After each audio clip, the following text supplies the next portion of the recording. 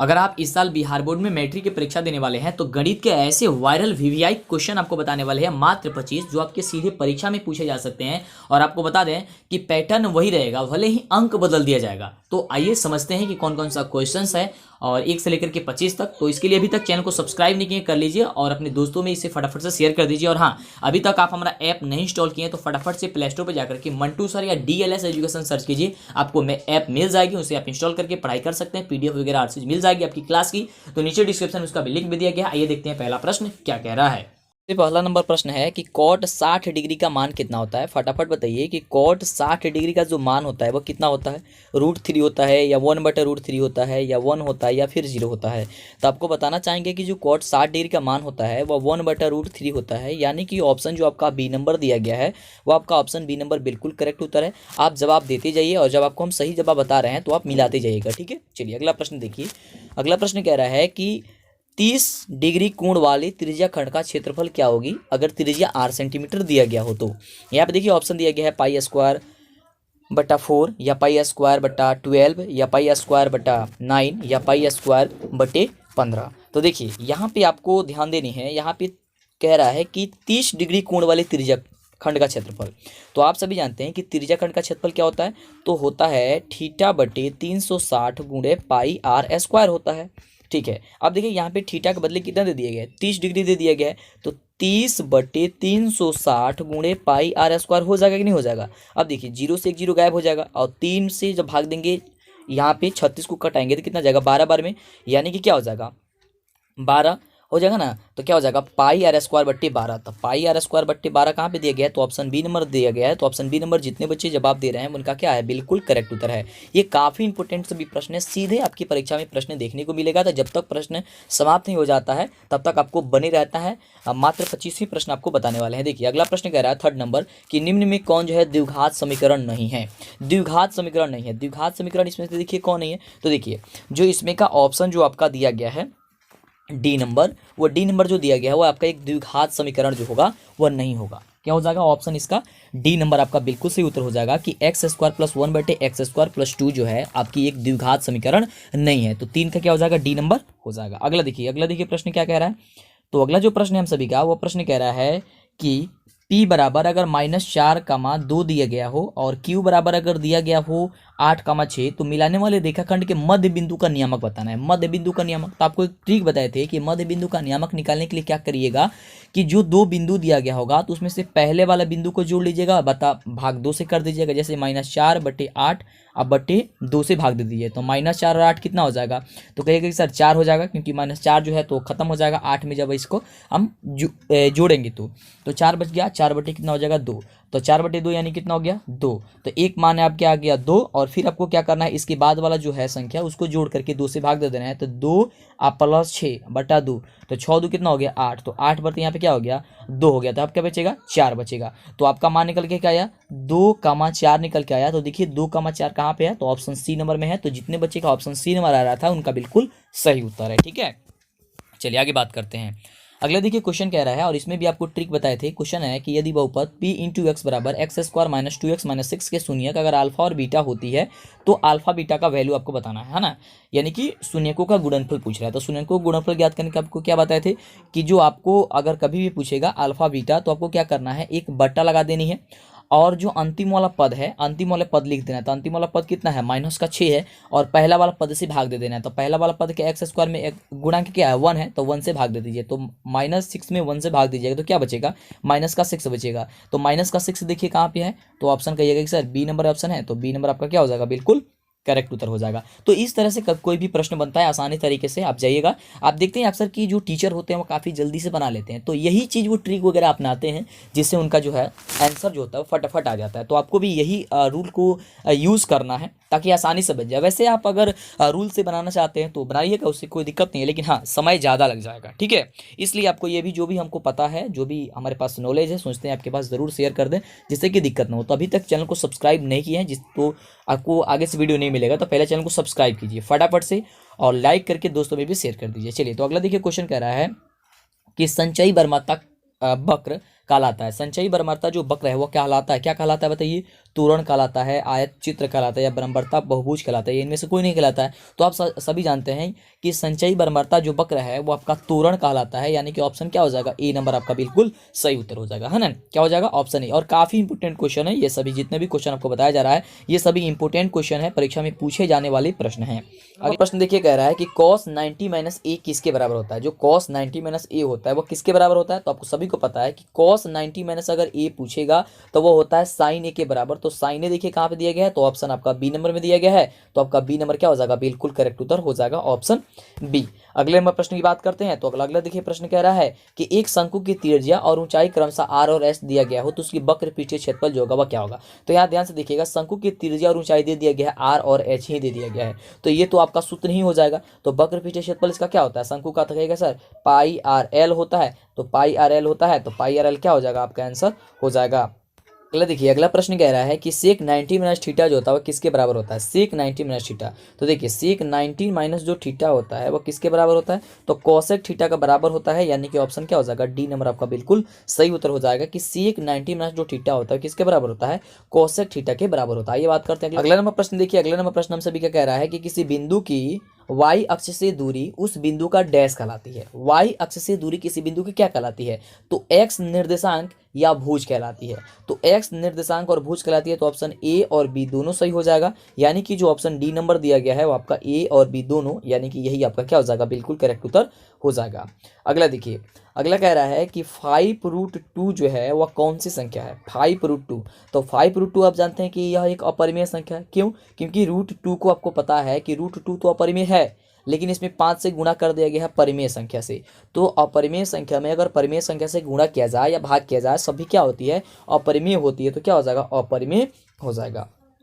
अगला देखिए प्रश्न कह रहा है कि 5.2372 यह है, मतलब कि कौन सी यह संख्या है? पूर्णांक संख्या है, परिमेय संख्या है, अपरिमेय संख्या है, या फिर इनमें से कोई नहीं है? तो देखिए यहाँ पे जो है ये रेकरिंग नहीं है और डॉट डॉट नहीं है। तो जब रेकरिंग और डॉट डॉट इस पर नहीं है, इसका मतलब ये हो गया कि इसे हम लोग p/q के रूप में व्यक्त कर सकते हैं, अर्थात यह परिमेय संख्या हो जाएगा। तो ऑप्शन आपका क्या हो जाएगा? बी नंबर हो जाएगा।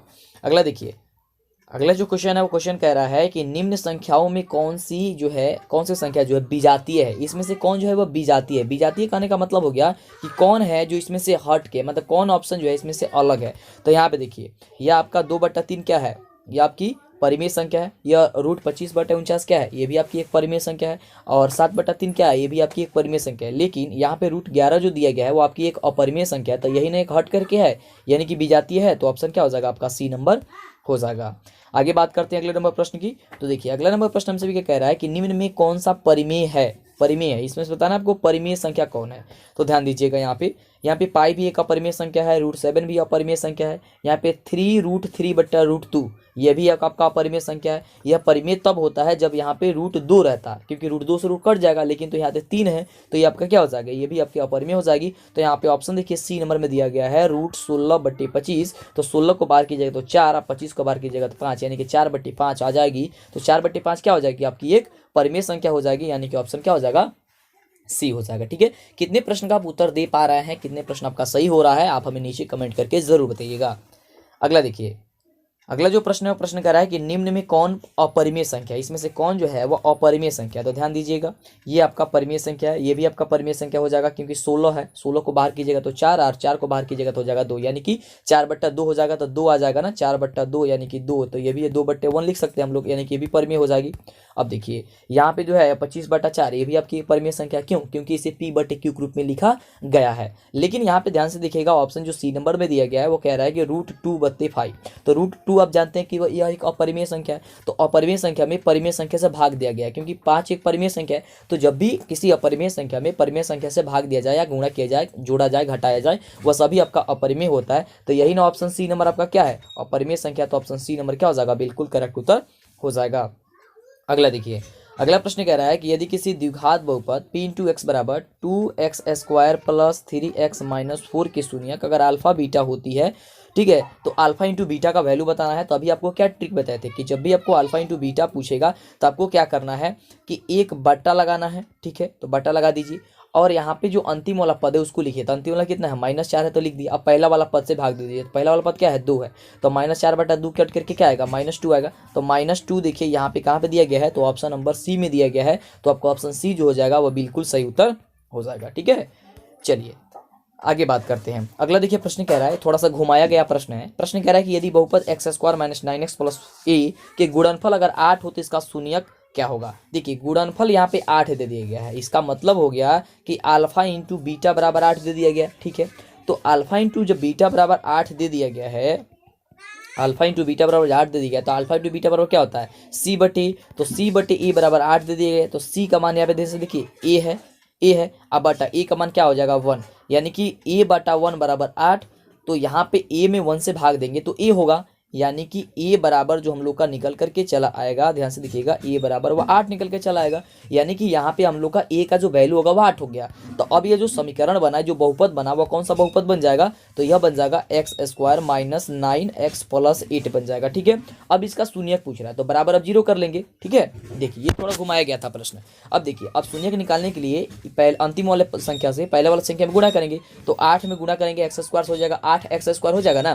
तो देखिए जब 8x² हो जाएगा तो 8x² को तोड़ करके बीच वाले संख्या के बराबर लाना होता है। तो हम लोग लिख सकते हैं ना x² माइनस यहाँ पे 8x और -x प्लस 8, क्योंकि -8x और -x कितना हो जाएगा, -9x हो जाएगा, और -8x और -x में गुणा करेंगे तो 8x बराबर हो जाएगा। अब देखिए, अब यहाँ पे जो है 4 पद में हो गया, तो यहाँ पे आप कॉमन लेंगे, तो कॉमन लीजिए, x कॉमन लेंगे तो बचेगा क्या चीज़, x - 8, और फिर यहाँ से -1 कॉमन लेंगे तो बचेगा क्या चीज़, x - 8। अब यहाँ पे एक बचा x - 1 और एक x - 8, तो x - 8, एक बचा x - 1 और x - 8 बराबर अब हम कर लेंगे 0। तो जब x - 1 बराबर 0 होगा तो x का वैल्यू 1 आ जाएगा। उसके बाद से जब x - 8 बराबर 0 होगा तो x बराबर क्या आ जाएगा, 8 आ जाएगा। तो ये आपका 1 और 8 जो है आंसर आ जाएगा। तो 1 और 8 कहाँ पे दिया गया, देखिए ऑप्शन डी नंबर में दिया गया है। तो ऑप्शन डी नंबर इस प्रकार से क्या हो जाएगा, सही हो जाएगा। तो जिन बच्चों का ऑप्शन डी नंबर ऑप्शन था उनका क्या है, बिल्कुल करेक्ट उत्तर है। ठीक है, नंबर प्रश्न देखिए कह रहा है कि यदि बहुपद x² + ax - b के शून्यक बराबर हो किंतु विपरीत हो तो a का वैल्यू क्या होगा। और यह देखकर कि प्रश्न आप क्या होंगे, कंफ्यूज हो गए होंगे कि इसका आंसर क्या होगा या कैसे बनेगा। देखिए आपको दिक्कत नहीं होगी, यहाँ पे देखिए आसानी से आपको बता देते हैं। देखिए ध्यान से पहले देखिए, यहाँ पे कह रहा है कि बहुपद जो दिया गया है उसका शून्यक बराबर है। तो शून्यक बराबर कहने का मतलब हो गया कि अल्फा बराबर अल्फा है, लेकिन कह रहा है कि विपरीत है। विपरीत का मतलब क्या हो गया, यह माइनस में हो गया, यानी कि अल्फा बराबर 1 - अल्फा है। क्योंकि देखिए 2 आपको होता है शून्यक बहुपद में, एक अल्फा और एक क्या होता है, बीटा होता है। तो यहाँ पे दोनों बराबर है आपस में, यानी कि अल्फा बराबर अल्फा है, लेकिन ये विपरीत है, यानी कि अल्फा बराबर क्या हो जाएगा, माइनस का अल्फा हो जाएगा। अब देखिए आप सभी को पता है कि शून्यकों का योग क्या होता है, अल्फा प्लस बीटा बराबर आपको यही ना बताया गया है कि -b/a होता है। तो यहाँ देखिए अल्फा तो अल्फा, प्लस जो बीटा का जो वैल्यू था वो माइनस का अल्फा हो गया, यानी कि माइनस अल्फा बराबर क्या हो गया, -b। तो -b का वैल्यू देखिए यहाँ पे क्या है, a है, तो हो जाएगा -a, क्योंकि a का वैल्यू जो है, b का जो वैल्यू यहाँ पे वह a है ना। यहाँ पे देखिए सब यहाँ पे बहुपद में a है, तो कह रहा है कि -b होनी चाहिए। तो यहाँ पे माइनस नहीं है तो माइनस लगा दिए। अब बटा a का वैल्यू क्या है, यहाँ पे 1 है, तो नीचे 1 करेंगे तो बात वही है, 1 ही हो जाएगा। अब देखिए यहाँ से अल्फा और अल्फा जो है कट करके क्या आ जाएगा, 0। जो 0 बराबर क्या हो जाएगा, माइनस का a हो गया। तो जब 0 बराबर माइनस का a हो गया तो a का जो वैल्यू ज्ञात करेंगे वो a का वैल्यू क्या हो जाएगा, a का वैल्यू, तो a बराबर हम -0 कहिए तो, अच्छा 0 कहिए तो बात तो वही है। तो a बराबर क्या हो जाएगा, 0 हो जाएगा। तो इसलिए इसका आंसर क्या हो जाएगा, ऑप्शन डी नंबर होगा। क्या होगा, ऑप्शन डी नंबर होगा। चलिए अगले प्रश्न की बात करते हैं। तो अगला प्रश्न जो है वह प्रश्न कह रहा है कि यदि द्विघात बहुपद x² - 2x + 5 बराबर 0 की मूल अगर अल्फा बीटा होती है तो अल्फा प्लस बीटा का मान क्या होगा। अल्फा प्लस बीटा का मान यानी कि अल्फा प्लस बीटा बराबर -b/a कह रहा है। तो -b/a यानी कि देखिए यहाँ पे -b यानी कि -2, और पहले ही माइनस इसमें है तो यानी कि माइनस सब प्लस हो जाएगा, बटा a का वैल्यू क्या है 1, तो यानी कि 2/1 क्या हो जाएगा 2, तो 2/1 2 हो जाएगा। तो यानी क्या हो जाएगा इसका आंसर, बी नंबर हो जाएगा। तो जो भी बच्चे बी नंबर दे रहे हैं इसका बिल्कुल क्या है, करेक्ट उत्तर है। ठीक है, चलिए अब बात करते हैं अगले नंबर प्रश्न की। तो देखिए अगला नंबर जो प्रश्न है वह प्रश्न हमसे क्या कह रहा है कि यदि बहुपद p × x बराबर दिया गया है x² + 7x + 10, तो सुनिए, अगर अल्फा और बीटा होती है तो 1/अल्फा इंटू बीटा का वैल्यू बताइए आपको, है ना। अल्फा इंटू बीटा का वैल्यू यानी कि अल्फा इंटू बीटा बराबर क्या होता है, C/A, यानी कि C/A आपको पूछ रहा है। तो आपको बताया था कि अल्फा इंटू बीटा जब भी पूछेगा तो क्या करना है, तीसरा पद बता पहला पद। तो तीसरा पद क्या है 10, अब बटा पहला पद क्या है 1, तो 10/1 यानी कि क्या हो जाएगा 10। तो 10/1 10 हो जाएगा। तो 10 कहाँ पे, ऑप्शन ए नंबर में है, तो ऑप्शन ए जो होगा आपका सही उत्तर हो जाएगा। अगला देखिए, अगला प्रश्न कह रहा है 21 नंबर प्रश्न कि यदि रैखिक समीकरणों के आलेख एक बिंदु पर काटे तो समीकरण निकाय निम्नलिखित में से क्या होगा। देखिए एक बिंदु पर काटता है तो वह संगत होता है यानी कि अविरोधी हो जाएगा। आपका क्या हो जाएगा, सी नंबर होगा। क्या हो जाएगा, सी नंबर। तो जो बच्चे सी नंबर दे रहे थे उनका क्या है, बिल्कुल करेक्ट उत्तर है। अगला प्रश्न देखिए, अगला प्रश्न कह रहा है कि जब दो चर वाले रैखिक समीकरण का आलेख संपाती होता है तब उनके हल कितने होते हैं। तो जब संपाती होता है तो उसके हल क्या होते हैं, अनगिनत होता है, यानी कि ऑप्शन क्या हो जाएगा, डी नंबर हो जाएगा। अगला देखिए, अगला प्रश्न कह रहा है कि युग्म समीकरण a1x + b1y + c1 बराबर c1 और a2x + b2y बराबर c2 बराबर a2x + b2y बराबर c2 की अनंत हल होंगी, जहां c2 बराबर नहीं होनी चाहिए 0, तो क्या होगा, अनंत हल होने के लिए क्या होता है, a1/a2 बराबर b1/b2 बराबर c1/c2, यानी कि ऑप्शन जो आपका दिया गया है वह डी नंबर क्या है, बिल्कुल करेक्ट उत्तर है। अगले नंबर प्रश्न की बात करते हैं। देखिए अगला नंबर प्रश्न क्या कह रहा है, और यह सेकंड लास्ट प्रश्न है, काफी इंपोर्टेंट क्वेश्चन है। देखिए कह रहा है कि निम्नलिखित समीकरणों में कौन जो है रैखिक समीकरण, इसमें से बताना है आपको रैखिक समीकरण जो है वो कौन है। तो देखिए रैखिक समीकरण इसमें से आप ध्यान से देखिएगा तो रैखिक समीकरण आपको क्या होगा, आपको पता चलेगा कि ऑप्शन बी नंबर है कि 5x + 4 ठीक है बराबर 8। अब देखिए रैखिक समीकरण आप सभी जानते हैं क्या होता है, a1x + b1y + c1 होता है। तो यहाँ पे a1x का आना चाहिए, नहीं तो यहाँ पे देखिए ध्यान से, तो यहाँ पे सब में घात हो जाएगा, तो घात वाला तो होता नहीं, तो बिना घात वाला कौन है, यहाँ पे क्या है 5x + 4 बराबर 8। अगला नंबर प्रश्न देखिए कह रहा है कि a के जिस मान के लिए समीकरण x² + 4x + a बराबर 0 के मूल वास्तविक और भिन्न होंगे तो वह जो हैगा वह मान आपका क्या होगा। तो देखिए आपको बताना चाहेंगे कि जो ये ऑप्शन दिया गया है, चारों ऑप्शन में चारों ऑप्शन कोई ऑप्शन नहीं होगा, ये चारों ऑप्शन गलती दिया गया है। देखिए कैसे गलती है, आप सभी जानते हैं कि मूल वास्तविक और भिन्न कब होंगे, जब d का जो वैल्यू होगा वह बड़ा होगा किससे, 0 से, और d बराबर क्या होता है b² - 4ac, है ना। तो ये बड़ा होना चाहिए किससे, 0 से। देखिए तो b² का वैल्यू यहाँ पे रखिए, तो 4 का स्क्वायर कीजिएगा तो 16 और -4 और उसके बाद से a × c, तो a का वैल्यू क्या है, यहाँ पे 1 है, और उसके बाद से c का वैल्यू a है, तो यानी कि 4 × a यानी कि 4a। तो 4a यह बड़ा हो जाएगा किससे, 0 से। जब इसे पक्षांतरित करेंगे तो 16 जो होगा वह बड़ा हो जाएगा किससे, 4a से। तो a जो वैल्यू निकल के आएगा, a वैल्यू निकल के आएगा, तो 16/a जो होगा, हाँ ए जो वैल्यू निकल गया तो 4 आएगा, है ना जी। यहाँ पे 4, ए का जो वैल्यू निकल गया 4 आएगा। तो यहाँ पे देखिए 4 तो ऑप्शन ही नहीं दिया गया है ना, तो ये ऑप्शन क्या होगा, होगा ही नहीं, इसलिए ऑप्शन क्या है, गलती है। चलिए तो इतना रहा 25 सबका प्रश्न, काफी टॉप क्वेश्चन था, वीवीआई क्वेश्चन था, ऐसा ही प्रश्न आपकी परीक्षा में पूछा जाएगा, इससे बाहर नहीं पूछा जा सकता। देखिए पैटर्न थोड़ा सा, ये पैटर्न तो वही रहेगा, लेकिन क्वेश्चन जो है वो केवल इसका नंबरिंग चेंज कर दिया जा सकता है ना। तो आपको परेशानी होनी है, लगातार क्लास कीजिए, इसलिए चैनल को सब्सक्राइब कर लीजिए फटाफट और अपने दोस्तों में शेयर कर दीजिए। फिर मिलते हैं आपसे नेक्स्ट वीडियो में। और